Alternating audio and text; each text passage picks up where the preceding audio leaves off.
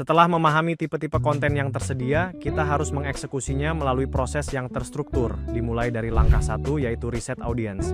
Sangat penting untuk memanfaatkan berbagai tools analisis seperti Google Trends, Instagram Insight, hingga TikTok Analytics untuk memetakan perilaku target pasar kita secara mendalam. Sebagai contoh, kita bisa menemukan data bahwa mayoritas audiens adalah wanita usia 20 hingga 29 tahun yang memiliki minat besar pada gaya hidup minimalis.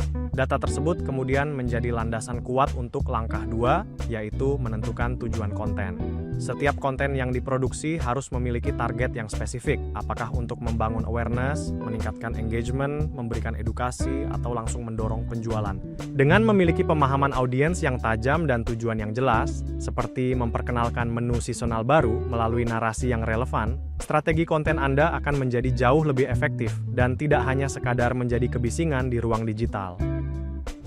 Melanjutkan proses perencanaan, langkah 3 adalah menentukan format dan kanal yang harus disesuaikan secara presisi dengan kebiasaan konsumsi audiens target kita. Sebagai contoh, jika sasaran utama kita adalah Gen Z, maka platform dominan seperti TikTok dan Instagram dengan format video pendek atau meme adalah pilihan yang paling efektif. Sementara untuk audiens profesional, kanal seperti LinkedIn dan YouTube dengan format artikel atau e-book akan jauh lebih relevan. Setelah kanal ditetapkan, kita masuk ke langkah 4, yaitu membuat kalender konten untuk memastikan distribusi pesan berjalan secara konsisten dan terorganisir selama 1 bulan penuh.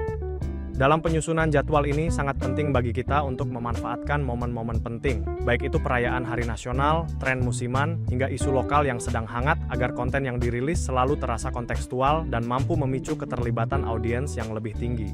Dengan menyatukan pemilihan kanal yang tepat dan jadwal unggah yang strategis, Anda dapat membangun kehadiran digital yang kuat serta memastikan setiap konten memiliki peluang maksimal untuk menjangkau audiens yang diinginkan.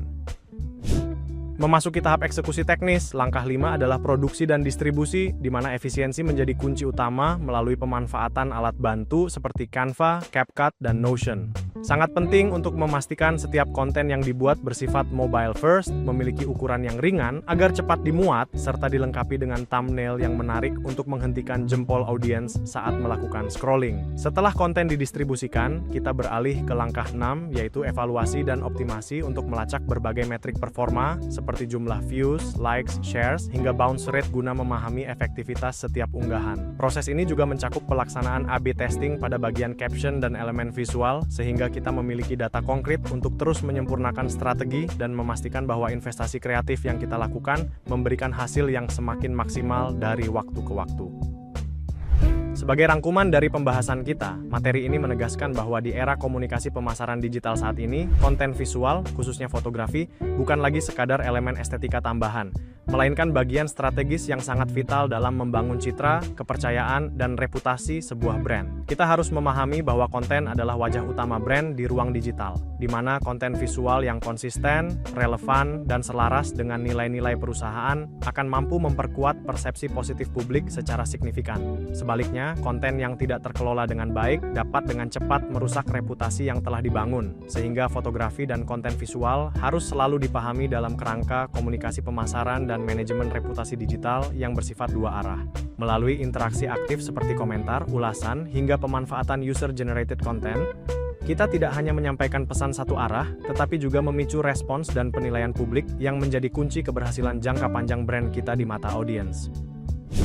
Menutup pembahasan kita, poin utama yang harus kita bawa pulang adalah bahwa dalam strategi pemasaran digital, tidak ada satu format konten yang cocok untuk semua tujuan. Sebaliknya, efektivitas setiap konten sangat bergantung pada kedalaman pemahaman kita terhadap audiens dan konteks budaya lokal. Di Indonesia, konten yang bersifat visual, autentik, dan mudah diakses terbukti jauh lebih efektif dalam membangun engagement serta loyalitas, terutama di kalangan Gen Z dan milenial yang mendominasi pasar. Oleh karena itu, kita harus meninggalkan cara-cara lama yang hanya mengandalkan kreativitas spontan dan beralih ke pendekatan sistematis serta berbasis data, mulai dari riset audiens hingga evaluasi berkelanjutan. Dengan menerapkan strategi yang terencana ini, portofolio fotografi dan konten yang Anda buat tidak akan sekadar menjadi arsip visual yang diam, melainkan bertransformasi menjadi aset strategis yang mampu mendorong pertumbuhan bisnis dan menjaga reputasi jangka panjang brand Anda di ekosistem digital yang sangat kompetitif. Sebagai penutup dari seluruh rangkaian materi kita, studi kasus dari Kopi Kenangan, Maici, hingga berbagai UMKM lokal telah membuktikan bahwa brand yang sukses di era ini tidak lagi sekadar menjual produk fisik, melainkan menjual cerita dan pengalaman emosional yang mendalam. Melalui strategi konten yang autentik, konsisten, dan responsif, kita melihat bahwa keterbatasan sumber daya bukanlah penghalang untuk meningkatkan engagement, memperbaiki reputasi, dan mendorong pertumbuhan bisnis secara nyata. Hal ini menegaskan kembali pesan utama kita, bahwa membangun portofolio fotografi adalah sebuah proses strategis, bukan hanya sekadar teknis visual semata. Dengan mengintegrasikan kreativitas, pemahaman audiens, serta pemanfaatan teknologi digital secara bertanggung jawab, Anda akan memiliki keunggulan kompetitif yang kuat, sekaligus memenangkan kepercayaan publik yang berkelanjutan di tengah derasnya arus informasi digital saat ini. Demikianlah pemaparan mengenai pentingnya sinergi antara komunikasi pemasaran, komunikasi korporat, dan manajemen reputasi dalam membangun portofolio fotografi di era media digital. Kita telah mempelajari bersama bahwa konten visual yang strategis bukan hanya tentang estetika, melainkan tentang bagaimana kita bercerita dan membangun kepercayaan publik secara berkelanjutan. Saya berharap poin-poin yang telah kita diskusikan, mulai dari riset audiens hingga optimasi data, dapat memberikan wawasan praktis bagi Anda semua dalam mengelola aset digital di masa depan. Terima kasih atas perhatian dan partisipasi aktif Anda dalam pertemuan ke-13 mengenai membangun portofolio fotografi ini. Sampai jumpa di sesi berikutnya, dan mari kita terus berkarya menciptakan narasi digital yang berdampak positif.